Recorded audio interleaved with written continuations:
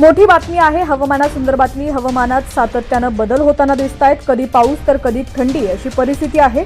उत्तरेकडे कडाक्याची थंडी आहे, पण त्या तुलनेत राज्यात शीत लहरी येत नाही।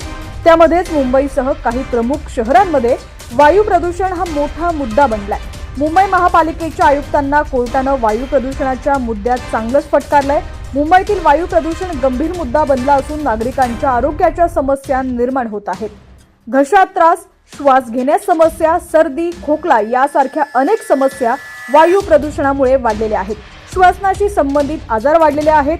वातावरण बदलत असल्यानं आरोग्यावर परिणाम होतोय। भारतीय हवामान विभागानं मोठा इशारा दिलाय।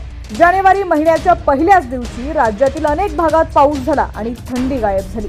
डिसेंबर महिन्यात अधिक थंडी होती, मात्र जवळपास आता ती गेलेली आहे। भारतीय हवामान विभागानं वर्तवलेल्या अंदाजानुसार राज्यात पुढील 2 ते 3 दिवसात गारठा वाढण्याचे संकेत आहेत। लुधियानामध्ये देशातील निचांकी तापमानाची नोंद झालेली आहे। 4.4 अंश सेल्सिअस तापमान तिथे नोंदवलं गेलंय। अहिल्यानगरमध्ये राज्यातील निचांकी तापमानाची नोंद झाली आहे। अहिल्यानगरमध्ये 12.5 अंश सेल्सिअस तापमान नोंदवलं गेलंय।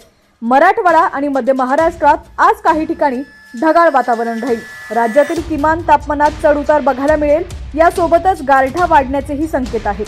देशातील अनेक भागांमध्ये सध्या पाऊस सुरू आहे। पावसाचा मोठा अलर्ट हवामान विभागानं वर्तवलाय। पुढील 12 तासात 8 राज्यांमध्ये मुसळधार पाऊस येण्याची शक्यता आहे।